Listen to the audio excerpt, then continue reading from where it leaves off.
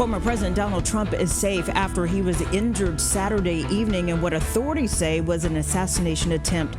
The shooter has been identified as 20-year-old Thomas Matthew Crooks of Bethel Park, Pennsylvania. It happened at a campaign rally in Butler, Pennsylvania. At least one person was killed and two others injured.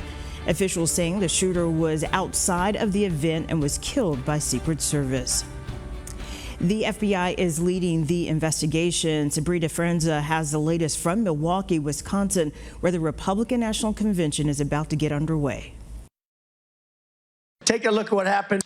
Secret Service agents swarmed former President Donald Trump and rushed him off stage after a gunman fired shots during his rally in Butler, Pennsylvania. We had what we're calling an assassination attempt against our former president, Donald Trump.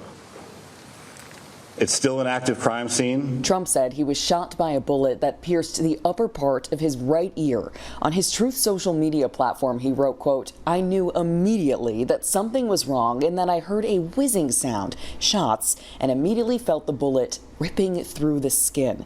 A New York Times photographer captured this image of what appears to show a bullet racing by the former president's head. The FBI identified the gunman as 20-year-old Thomas Matthew Crooks of Bethel Park, Pennsylvania. They say he fired shots from outside the secure cordoned area of the rally, atop an elevated structure. He starts shooting. Bow, bow, bow, bow. About 4 to 5 shots rang out. Officials say the gunman was shot and killed by a member of the Secret Service counter-assault team.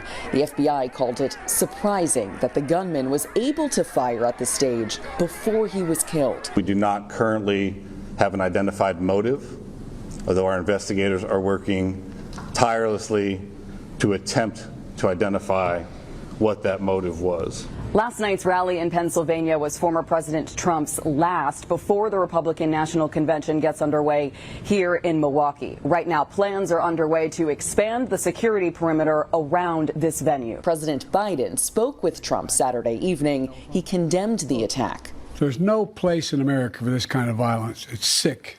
It's sick. It's one of the reasons why we have to unite this country. This is a tragic incident that occurred. We're not in a position to start second-guessing how or why or anything else at this point. Just know that it will be thoroughly investigated. Trump was treated at a local hospital. He arrived at Newark Liberty Airport early Sunday morning. Sabrina Frenza, CBS News, Milwaukee, Wisconsin.